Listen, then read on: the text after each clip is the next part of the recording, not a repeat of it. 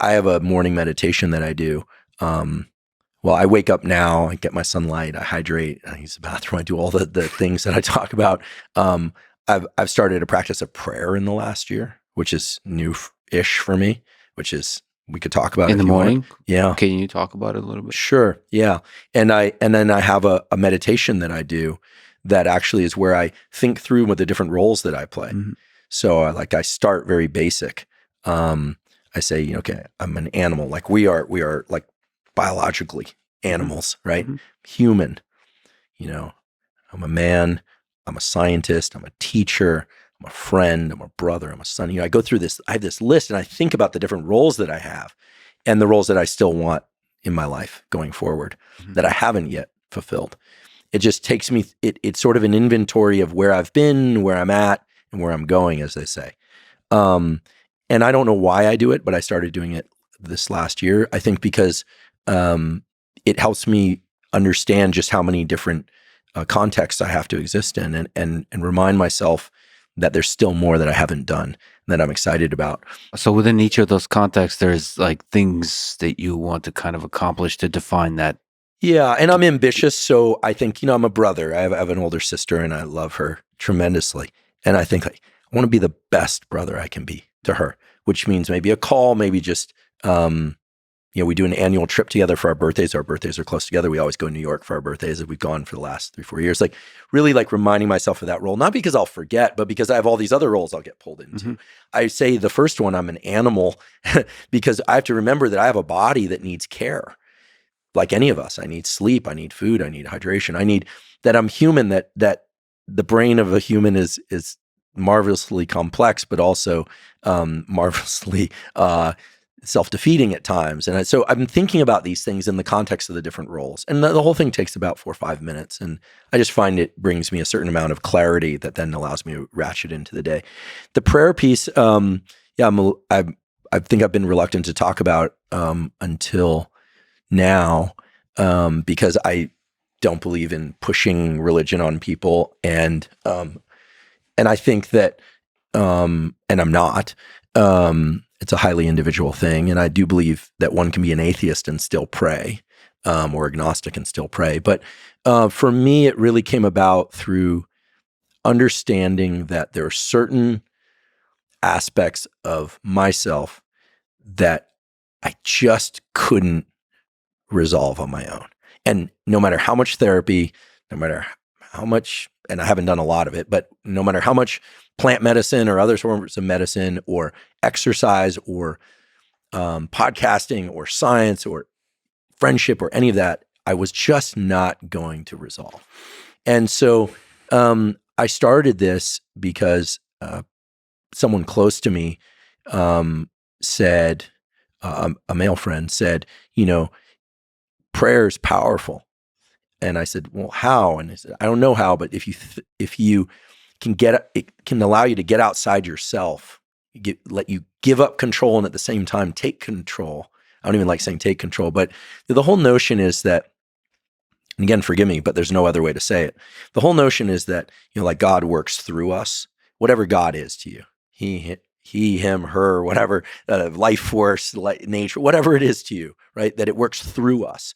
And so I do a prayer, I'll just describe it, where I ask, I make an ask to help remove my defects, my character defects. I pray to God to help remove my character defects so that I can show up better in all the roles of my life and do good work, which for me is learning and teaching.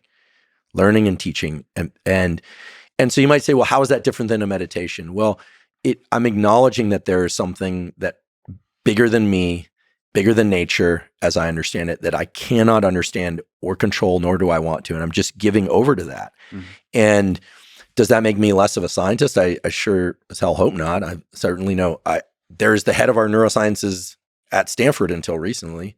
You should talk to him directly about it. Bill Newsom has talked about his religious life. For me, it's really a way of getting outside myself and then understanding how I fit into this bigger picture. And the character defects part is real, right? I'm a human. I have defects. Like I got a lot of flaws in me, like anybody, but, and trying to acknowledge them and asking for help in removing them, not magically, but through right action, through my right action. So I do that every morning. And I have to say that it's helped. It's helped a lot. It's helped me be better to myself, be better to other people. I still make mistakes, but it's becoming a bigger part of my life. And I never thought I'd talk like this. But I think it's clear to me that if we don't believe in something, again, doesn't have to be traditional standardized religion, but if we don't believe in something bigger than ourselves, we at some level will self-destruct. I really think so. It's powerful in a way that all the other stuff, meditation, all the tools is not, because it's really operating at a much deeper and bigger level. And I think that's all I can talk about it. Mostly because I'm still working out. The scientist in me wants to understand how it works, and I want to understand. And the point is to just go, there's for lack of a better language for it, there's higher power than me and what I can control. I'm giving up control on certain things, and somehow that restores a sense of agency for right action, better action. I think perhaps a part of that is just the humility that comes with acknowledging there's something bigger and more powerful than you. And then you can't control everything. Yeah. You go through life as a hard driving person, forward center of mass. I remember being that way since I was little. It's like a new Legos. I'm like, I'm going to make all the Legos. I was like on the weekends, learning about medieval weapons and then giving lectures about it in class when I was 5 or 6 years old. We're learning about tropical fish and, cataloging all of them at the store and then organizing it and making my dad drive me or my mom drive me to some fish store and then spending all my time there until they throw me out, all of that. But I also remember my entire life, I would secretly pray when things were good and things weren't good, but mostly when things weren't good, because it's important to pray. For me, it's important to pray each morning regardless. But when things weren't right, I couldn't make sense of them, I would secretly pray. But I felt kind of ashamed of that for whatever reason. And then it was once in college, I distinctly remember I was having a hard time with a number of things. And I took a run down to Sands Beach. It was UC Santa Barbara. And I remember I was like, I don't know if I even have the right to do this, but I'm just praying. I just prayed for